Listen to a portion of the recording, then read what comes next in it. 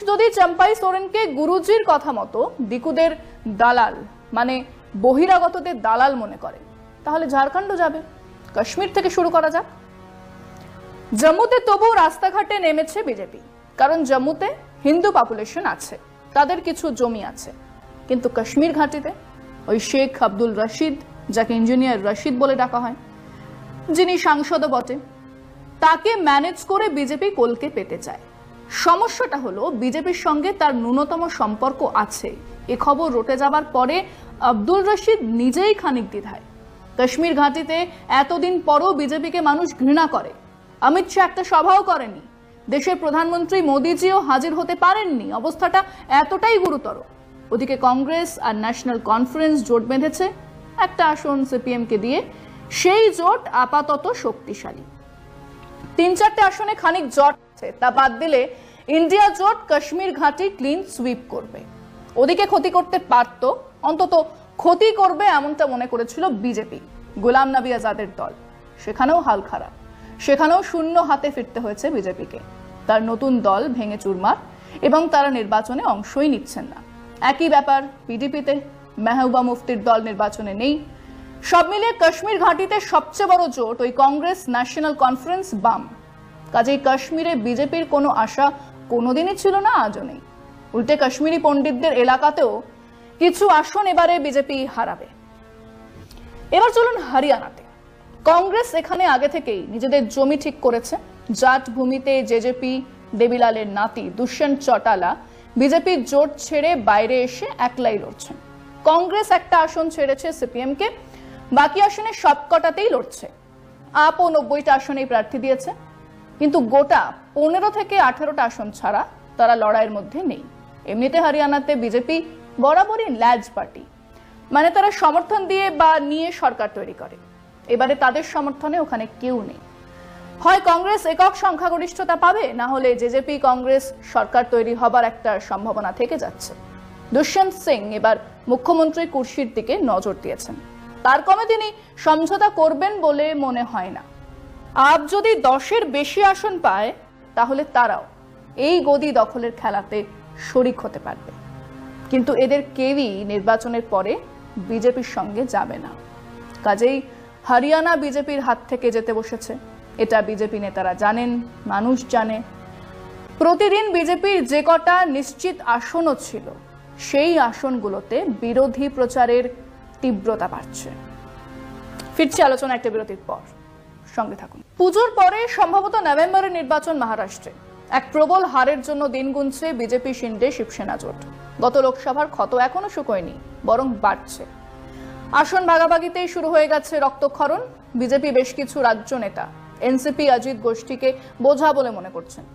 তারা যে কটা আসনে লড়বেন সবকটাই চলে যাবে শরদ পাওয়ারের হাতে, এটাই সাধারণ ধারণা। এনসিপি অজিত গোষ্ঠীর আরো কিছু নেতা ভোটের আগেই পাড়ি দেবে অন্য পথে, ফিরে যাবে শরদ পাওয়ারের আশ্রয়। ওদিকে শিবসেনা শিন্দে গ্রুপের সঙ্গে আসন সমঝোতা হওয়া কঠিন, সব জায়গাতে হবে না, এটাও বিজেপি বুঝেছে। তারা কিছু আসনে বন্ধুত্বপূর্ণ লড়াই হচ্ছে, সেটাও বলেই রেখেছে। স্থানীয় কয়েকটি খবরের কাগজের সমীক্ষা বলছে মুখ থুবড়ে পড়বে শিন্দে বিজেপি অজিত জোট। এদিকে কংগ্রেস, শিবসেনা, উদ্ধব আর শরদ পাওয়ারের জোটে কংগ্রেসের কিছু বেশি আসনের দাবি এখনো পর্যন্ত হার্ড বার্গেনিং বলেই মনে হচ্ছে।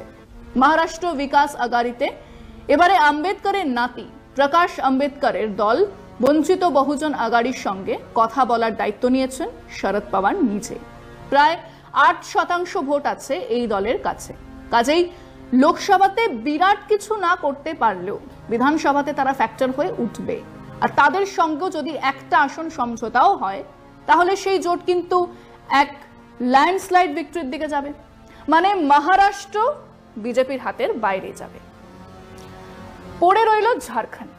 হেমন্ত সোরেনকে জেলে পড়ার পরে যখন চম্পাই সোরেন মুখ্যমন্ত্রী হলেন, তখন থেকেই তার উচ্চাকাঙ্ক্ষাতে ধোঁয়া দিয়ে গেছে বিজেপি। এই বাংলাতেই বসে ওই চম্পাই সোরেনের সঙ্গে ডিল হয়েছে। এখান থেকেই দিল্লি গেছেন তিনি, এবং সেখান থেকে ফিরে রাঁচিতে বসে বিজেপিতে যোগ দেবার কথা জানিয়েছেন। কিন্তু চম্পাই সোরেনের জমি কতটা, ঝাড়খণ্ড মুক্তি মোর্চার কতটা জমি তিনি দখল করতে পারবেন, বা তার সাংগঠনিক ক্ষমতাই বা কতটা? গুরুজি শিবু সোরেন বলেছেন চম্পাই দিকুদের দালাল, মানে বহিরাগতদের দালাল। আর এখনো ওই ৮০ বছরের শিবু সোরেনের মাটিতে পা আছে। বাড়ির বাইরে খাটিয়াতে বসে যে কথা বলেন তা এখনো আদিবাসী মানুষের কাছে বেদ বাক্য। হেমন্ত সোরেন জেল থেকে বেরিয়ে এসে ভিকটিম কার্ড খেলছেন, কিন্তু কোথাও চম্পাই সোরেনের জন্যই ঝাড়খণ্ডের নির্বাচনী ছবিতে কিন্তু পরন্তু থেকেই যাচ্ছে। চম্পাই সোরেন এপিসোড না থাকলে আর ৩টের মতো এখানেও বিজেপি গোহারান হারত। এখন জিতবেই বলা যাবে না, কিন্তু এ রাজ্যে লড়াই হবে। মানে ফলাফল ৩-১ হতে পারে, ৪-০ হতে পারে। ৪-০ হলে কিন্তু শরিকদের গলায় অন্য সুর শোনা যাবে। এমনিতেই কানাঘুষো চলছে ওয়ান নেশন ওয়ান ইলেকশন নিয়ে, নাকি নীতিশ বা চন্দ্রবাবু কেউই রাজি নন। তাদের অমত থাকার ফলেই বেশ কিছু বিল আনার পরেও, ওয়াকফ বোর্ডের মতো বিল আনার পরেও বিজেপিকে পাল্টি খেতে হয়েছে।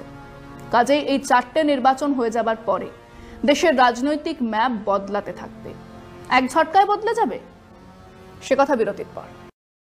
এই ৪টে নির্বাচন হয়ে যাবার পরে দেশের রাজনৈতিক ম্যাপ বদলাতে থাকবে। এক ঝটকায় বদলে যাবে না, তা তো হয় না। কিন্তু লক্ষ্য রাখুন কিছু বড় প্লেয়ারের দিকে। প্রথম প্লেয়ার কিন্তু সেম সাইড গোল করে দিতেই পারেন, তিনি হলেন নীতিন গডকরি। কদিন আগে হালকা করে বলে রেখেছেন নির্বাচনের সময় নাকি ওনাকে বিরোধী দলের একজন নেতা প্রধানমন্ত্রীত্বের অফার দিয়েছিলেন, কিন্তু এতদিন পরে সেটা ওনার মনে পড়লো বলে দিলেন, নাকি প্রকাশ্যেই জানালেন দরজা খোলা আছে।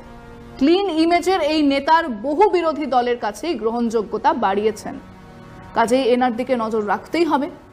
এরপর নজর রাখুন চন্দ্রবাবু নাইডুর দিকে। ছেলে নারা নাইডুকে রাজ্যপাট দিয়ে তিনি